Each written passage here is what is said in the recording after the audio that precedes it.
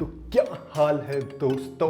आज हम बात करने वाले हैं बहुत ही जरूरी बहुत ही इंपॉर्टेंट टॉपिक के बारे में। टाइटल देख ही लिया होगा 6.7 CGPA के बारे में, जो मेरी आई थी एंड आई है एंड हमेशा के लिए मार्कशीट पे लिखी जाएगी। मतलब बिल्कुल जिंदगी पे एक ठप्पा लग गया है ऐसे शक्ल पे 6.7 CGPA। तो पैसा बर्बाद उससे कैसे मैं निकला एंड कैसे रिकवरी करी एंड जो ये मैंने वीजा की टी शर्ट पहन रखी है यहाँ तक कैसे पहुंचा। 6.7 CGPA से 9 पॉइंटर की जर्नी आज मैं आपको बताने वाला हूँ एंड बहुत सारी टिप्स आने वाली है, ट्रिक्स आने वाली हैं, इंपॉर्टेंट इन्फॉर्मेशन आने वाली है, ऐसी बहुत सारी चीजें आने वाली हैं जो एक प्रो इंसान ही बता सकता है। कुछ भी। तो आज हम बात करने वाले हैं how to score good in college exams या यूनिवर्सिटी एग्जाम। तो फिर बिना किसी देरी के इस वीडियो को शुरू करते हैं। उससे पहले बहुत दिनों बाद बोल रहा हूं ये चीज मैं कि लाइक कर देना वीडियो को, शेयर कर देना वीडियो को, सब्सक्राइब कर देना चैनल को एंड लेट्स स्टार्ट।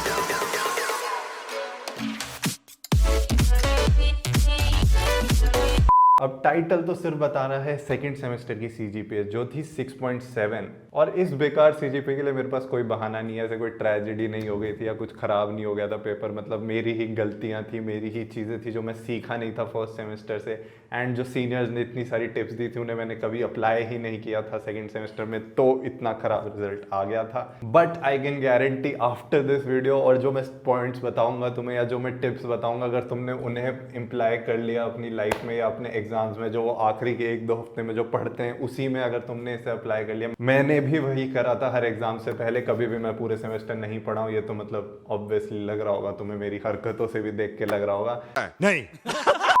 तो वो अगर तुमने जो टिप्स हैं उनको फॉलो कर लिया आखिरी के जो 1-2 हफ्ते हम पढ़ते हैं या आखिरी के हफ्ते में जो हम पढ़ते हैं ना, तो अपने आप वो CGPA जो बेस्ट एट पार आ सकती है ना उस पे आ जाएगी। मतलब वो ये नहीं कह रहा मैं 10 CGPA आ जाएगी, बट 9 के आसपास तुम अपने आप उड़ रहे होगे। हम तो उड़ गए। तो मेरी बस एक ही रिक्वेस्ट है कि इस वीडियो को बिल्कुल एंड तक देखना, क्योंकि काफी सारी चीजें हैं जो मैं बताने वाला हूं एंड हम थोड़ी बहुत मूक्स के बारे में भी बात करेंगे, उनसे कैसे CGPA बहुत ज्यादा बढ़ जाती है एंड जो फेवरेट टॉपिक चल रहा है आजकल ऑनलाइन एग्जाम्स का सच के बारे में भी बात करेंगे एंड क्या क्या चीजें ध्यान रखनी है उस एग्जाम में। तो चलते हैं स्टोरी की तरफ। सबसे पहले मैं तो स्टोरी नहीं बताने वाला, मैं बस अपना CGPA बताने वाला हूँ और कुछ नहीं बताने वाला। Let's start that. अब मैंने एक बहुत मस्त सा ग्राफ बना रखा है तुम लोगों को जिससे ट्रेंड समझ आ जाए CGPA का, वो भी दिखाऊंगा अभी मैं एंड एक एक्सेल फाइल भी डाल रखी है, उसमें तुम अपनी CGPA डाल के कैलकुलेट भी कर सकते हो क्रेडिट वाइज, तो वो देख लेना अगर तुम्हें चाहिए होगी, डिस्क्रिप्शन में मिल जाएगी वो। तो यार फर्स्ट सेमेस्टर में जब मैं आया ना तो इतनी पढ़ाई तो नहीं करी मैंने, बहुत बेसिक्स ही करी थी एंड बहुत अच्छी CGPA आ गई थी मेरी एंड उससे मेरा दिमाग इतना ज्यादा हिल गया, मेरे को ऐसा लगा कि बिना पढ़े मार्क्स आ जाते हैं। एंड जो मेरी 8.24 जो CGPA आई थी वो बस इसलिए आई थी क्योंकि B ग्रुप में था एंड वो सब्जेक्ट्स इतने ईजी होते हैं कि अगर तुम बहुत ज्यादा पढ़ने वाले हो 11th-12th में तो अपने आप थोड़ा बहुत उस स्ट्रक्चर से चलते चलते आ ही जाता है। बट जब तुम सेकंड सेमेस्टर पहुंचते हो तुम्हें इतना ओवर कॉन्फिडेंस हो जाता है, वो जो प्रॉब्लम्स आती है ना उसके बारे में भी बात करेंगे। तो फर्स्ट सेमेस्टर में बहुत आसान सब्जेक्ट्स होते हैं, physics 1, maths 1, introduction to electrical engineering and computer programming and engineering graphics. काफी मस्त सब्जेक्ट होता है इंजीनियरिंग ग्राफिक्स, काफी मजे आते हैं इस पूरे सब्जेक्ट में जब बनता नहीं है कुछ तुमसे। और एक हमारा कंपल्सरी सब्जेक्ट होता था एनवायरमेंटल साइंस, उसमें मेरा B+ आया था, तो चलो उसको इग्नोर करेंगे आज हम। तो इतनी डिटेल में स्टोरी में सारे सेमेस्टर की नहीं बताने वाला, बट ये था कि सेकंड सेमेस्टर में मेरी CGPA डायरेक्टली 6.7 पर ड्रॉप हो गई एंड वो काफी बड़ा शॉक था। मैंने कुछ ऐसे फालतू टाइम वेस्ट तो करा ही था ऑब्वियसली, मतलब उसमें मैं मना नहीं करूंगा कि नहीं करा था एंड पढ़ाई वढ़ाई बिल्कुल नहीं करी थी। बट ये ना वो चीजें नहीं पता थी कि वो पढ़ना कैसे है, जो आखिरी हफ्ते में जो सब सुनते हैं ना कि वो पढ़ना है कैसे। मतलब लोग बोल तो देते हैं आखिरी हफ्ते में पढ़ लेंगे मार्क्स आ जाएंगे, बट आते नहीं है, तो कोई बता तो दे कम से कम। वही आज हम डिस्कस करने वाले आप लोगों के साथ, जिससे आपकी लाइफ बन जाए खुशहाल, कॉलेज लाइफ निकल जाए स्मूथली। अब टिप्स एंड ट्रिक्स पे जाने से पहले स्टोरी का एक आखिरी पॉइंट। यार सेकंड सेमेस्टर में एक मैकेनिकल का सब्जेक्ट था, मतलब basically basics of mechanical engineering, तो उसमें इतना रटने का था कि उसका सिलेबस देखने के बाद मैंने एक ही चीज सोचा, ये पेपर में बिना पढ़े जाऊंगा एंड फिर C ग्रेड आ गया, तो ऑब्वियसली आना ही था। मतलब उसमें कुछ सोचने वाली बात थी नहीं। म्यूजिक पता नहीं मैं क्या सोच के गया था कि बिना पढ़े जाऊंगा और ए ले आऊंगा, तो ऐसा होता नहीं है बिल्कुल भी। तो स्टोरी को यहीं खत्म करते हैं एंड सीधा चलते हैं क्या क्या याद रखना है, क्या क्या टिप्स हैं, ठीक है। तो ये ट्रेंड ग्राफ देख लो यार, 8.24, फिर 6.71, फिर 7.87, फिर 8.35, फिर 8.62, फिर 9.0, फिर 9.09, 2000 years later. एंड फिर फाइनली ऑनलाइन एग्जाम्स के सच जानने के बाद 9.2 आखिरी सेमेस्टर में। तो इसका एग्रीगेट मेरा बना 8.38 पूरे 4 साल का, एंड वो काफ़ी सही है मेरे हिसाब से। जो मैं कहता रहता हूँ ना 8 CGPA चाहिए प्लेसमेंट के लिए, तो वो सही है। इंटर्नशिप तक मेरी 7.8 तक आ गई थी, थोड़ी बहुत दिक्कत हुई, और प्लेसमेंट तक मैंने 8 क्रॉस कर दी थी, तो बिल्कुल दिक्कत नहीं हुई प्लेसमेंट में। तो यहाँ खत्म होती है मेरी स्टोरी एंड शुरू होते हैं असली पॉइंट्स। तो यार एग्जैक्टली हाउ आई रिकवर्ड बता के मैं इतना मतलब वेस्ट नहीं करूंगा तुम्हारा टाइम, क्योंकि हर बंदे के लिए थोड़ी स्ट्रैटेजी अलग होती है। बट यही था कि मेरे दिमाग में वो चीज़ समझ आ गई थी मेरे को कि प्लेसमेंट में बहुत दिक्कत होने वाली है अगर CGPA नहीं बढ़ाई। तो मैंने बहुत ज़्यादा कोशिश करके थोड़ी सी बढ़ाने की कोशिश करी, एंड तब जाके मेरी 7.8 के आसपास आई। तो मतलब वो चीज़ें तो तुम्हें कोशिश तो करनी पड़ेंगी, बट वो कोशिश बेस्ट कैसे कर सकते हो यार, बेसिक टिप्स हैं पता है कॉलेज एग्जाम्स के, बेसिक टिप्स हैं कॉलेज एग्जाम्स के। एक तो यार DTU में फायदा क्या था कि जो एग्जाम्स हैं वो हमारे सब्जेक्ट टीचर्स ही बनाते हैं, चेक भी वही करते हैं, तो कोई सीन ही नहीं था। अब यूनिवर्सिटी एग्जाम्स में क्या होता है, एक सिंगल सेंट्रल पेपर बन के आता है एंड चेक होने भी अलग अलग जगह जाता है, तो वहां पे प्रॉब्लम्स आ सकती हैं। तो वहां पे कुछ टिप्स काम नहीं करेंगी। नहीं भाई, बहुत बड़ा ये स्कीम तेरे लिए है ही नहीं, तुझे जैसे मेरी पहली टिप ये रहेगी कि यार जो टीचर असाइनमेंट देते हैं ना, तो वो अगर मेहनत कर रहे हैं असाइनमेंट बनाने पे ना, तो तुम समझ जाओ उन असाइनमेंट से क्वेश्चन आने ही आने हैं। मतलब ऐसा हो ही नहीं सकता कि उस असाइनमेंट से क्वेश्चन ना आए और वो तुम्हें असाइनमेंट देते, क्योंकि आधे टीचर तो वैसे ही नहीं पढ़ाते हैं। तो जो पढ़ाते भी हैं, जो असाइनमेंट भी देते हैं ना, तो यार वो तुम समझ सकते हो। अगर तुमने असाइनमेंट ढंग से समझ लिया ना, सिलेबस नहीं भी करा, तो भी तुम आराम से 70% 80% मार्क्स तो ले ही आओगे। उसी से निकला हुआ होता है पेपर, उसी से बने हुए क्वेश्चन होते हैं। ये बहुत ही इंपॉर्टेंट टिप है जो मेरे को काफ़ी लेट समझ आई, सेकेंड ईयर थर्ड ईयर में जाके। एंड उसके बाद जब भी मैंने इसको इम्प्लाई किया तो मैंने यही देखा है, असाइनमेंट करके जाओ, डायरेक्ट भी क्वेश्चंस आते हैं उससे, या फिर उससे इंस्पायर्ड क्वेश्चंस बहुत सारे होते हैं। अब मैं ये नहीं कह रहा कि यार असाइनमेंट करके जाओगे बिल्कुल हो जाएगा, क्योंकि कुछ खड़ूस टीचर होते हैं जो असाइनमेंट ज़बरदस्ती कंफ्यूज करने को देते हैं बच्चों को, तो वो थोड़ा सा ध्यान रखना। तुम पता कर सकते हो इतना तो कि यार असाइनमेंट से पेपर आता भी है, यानी पिछले साल के पेपर देख के। तो इसी से मेरा सेकंड मोस्ट इंपॉर्टेंट पॉइंट है कि यार प्रीवियस ईयर क्वेश्चन करना बहुत ज़रूरी है। मान लो तुम सिलेबस पढ़े जा रहे हो, तुम्हें सिलेबस मिल भी गया, एग्जैक्ट टॉपिक्स भी तुमने कर लिए, बट जब तक तुम्हें पता नहीं चलेगा क्वेश्चन पेपर में आने कैसे वाले हैं। जैसे हमने जेई के टाइम भी बहुत सारे मॉक टेस्ट दिए, तब हमें पता चल गया कैसे करना है पेपर। सिमिलरली यार यहाँ भी वही सीन है, जितने प्रीवियस ईयर के क्वेश्चन पेपर देख लोगे तुम्हें आइडिया लग जाएगा इस टॉपिक से ऐसा ही क्वेश्चन आना है, तो तुम उसको उस हिसाब से पढ़ोगे या याद करोगे।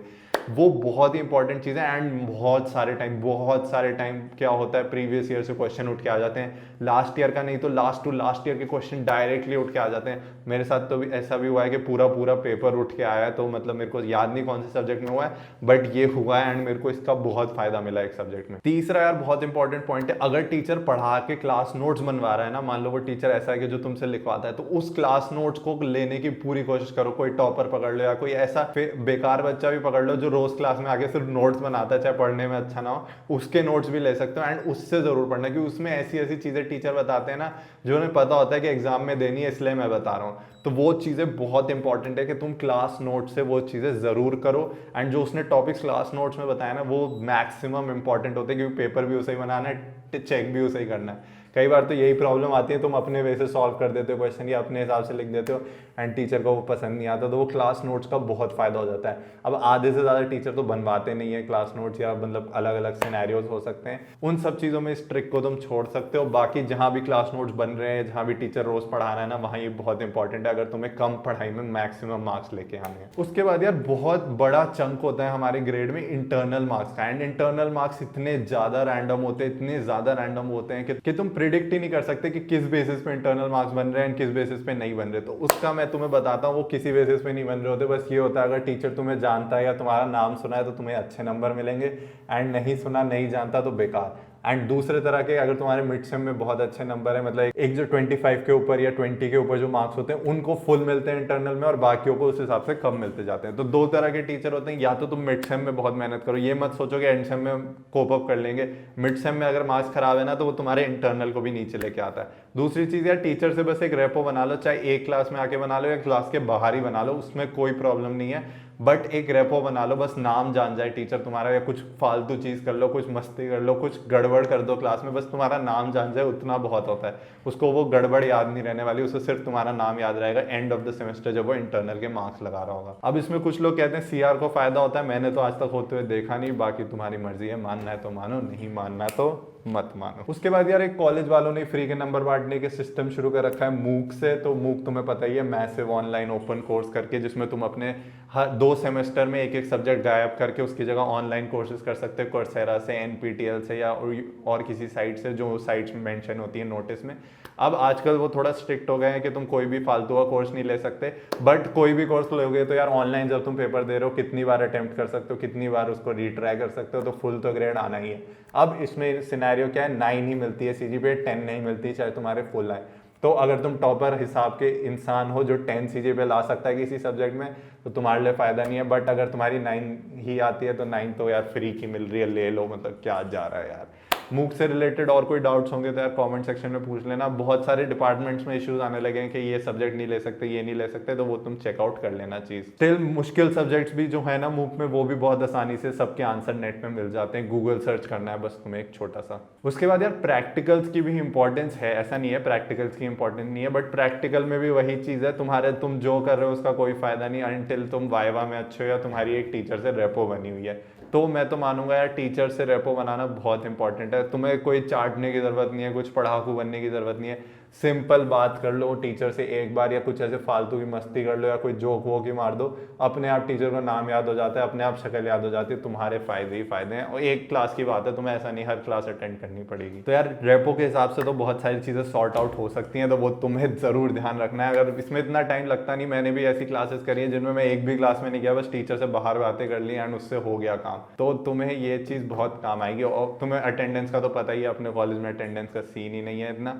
अब जहां है वहां थोड़ा अटेंडेंस पे ध्यान रखना, कुछ टीचर अटेंडेंस के हिसाब से भी मार्क्स देते हैं, कम है ऐसे टीचर बट कुछ हैं। और अब आ जाते हैं बिल्कुल इंपॉर्टेंट ट्रेंडिंग टॉपिक के ऊपर, ऑनलाइन एग्जाम्स के बारे में। उसका ऑनलाइन एग्जाम का सच की वीडियो तुम्हें मिल जाएगी यहाँ या यहाँ जहां भी आती है, उसको देख लेना, वो बहुत इंपॉर्टेंट है। उसमें मैंने इतनी छोटी छोटी चीजें बताई हैं। ऑल दो पेपर कैंसिल होने की बातें चल रही है, बट अपना एडमिन पेपर लेके रहेगा, तुम टेंशन मत लो, पेपर होने ही वाले हैं तुम्हारे, आज नहीं तो कल, कल नहीं तो परसों। और टिप्स पता है तो तुम्हें कभी भी ले लो पेपर, राइम तो करा ही नहीं है। स्टिल ऑनलाइन एग्जाम के लिए मैं इतना ही कहूंगा कि उसकी लिमिटेशंस को समझो और उसकी लिमिटेशंस का फायदा उठाओ। बहुत आसान है यार। एंड मोड सिलेक्शन में एमसीक्यू प्लस सब्जेक्टिव रखो, वो बेस्ट है, क्योंकि 4 सब्जेक्टिव क्वेश्चन आने हैं, उनमें से तुम गेस कर सकते हो पूरे सिलेबस में से 4 क्वेश्चन क्या बनेंगे मेन इंपॉर्टेंट। इसके अलावा और कुछ जाने की जरूरत नहीं है। कैमरा तुम्हें दिखाई दे ही रहा है, मेरा कितना कैप्चर कर रहा है उतना ही तुम्हारा कैप्चर करेगा ऑनलाइन एग्जाम में। बाकी बहुत सारी टिप्स दे दी है मैंने, आई होप इससे तुम्हारा बहुत इंप्रूवमेंट होगा। एंड मैंने ये एक एक टिप, एक एक ट्रिक इंप्लाई करी अपनी लाइफ में, अपनी कॉलेज लाइफ में, एंड मैंने देखा है अपने ग्रेड्स को एक्सपोनेंशियली इंक्रीज होते हुए। ये ट्रेंड देख सकते हो तुम। तो अगर तुम भी चाहते हो तुम्हारे ग्रेड्स बढ़ जाएं एंड बहुत कम मेहनत में तुम्हारे अच्छी चीजें पे आ जाए, तो इन सब चीजों को फॉलो जरूर करना एंड से थैंक्स टू मी अगर कोई भी चीज वर्क करती है। एंड अगर नहीं भी वर्क करे तो भी फ्यूचर में आगे नीचे ऐसे लिख देना कुछ भी मजा नहीं आया यार भैया आपके टिप्स तो काम ही नहीं करे, तो मैं कुछ नए टिप्स लेके आऊंगा। प्रोफेसर से बात करनी पड़ेगी फिर तो तुम लोगों के लिए, अगर इन सब चीजों से भी फायदा नहीं हो रहा। Although I am 100% sure in सब चीजों से फायदा हो जाएगा। तो इतना ही था इस वीडियो के लिए। मैं मिलूंगा तुम्हें एक नेक्स्ट वीडियो में बहुत सारी नई नई इन्फॉर्मेशन के बाद। टिल देन लाइक कर देना वीडियो को, शेयर कर देना वीडियो को, सब्सक्राइब कर दो चैनल को एंड बेल नोटिफिकेशन भी दबा देना। मैं बोलता नहीं हूं बट दबा देना, दबा दिया करो। 300 लोगों ने दबा रखा है, तुम भी दबा दोगे तो तुम्हारा भी फायदा ही है। एंड नीचे कुछ भी कमेंट करके जरूर जाना, उससे मेरा भी फायदा होता है। Till then stay safe, stay at home and get safe.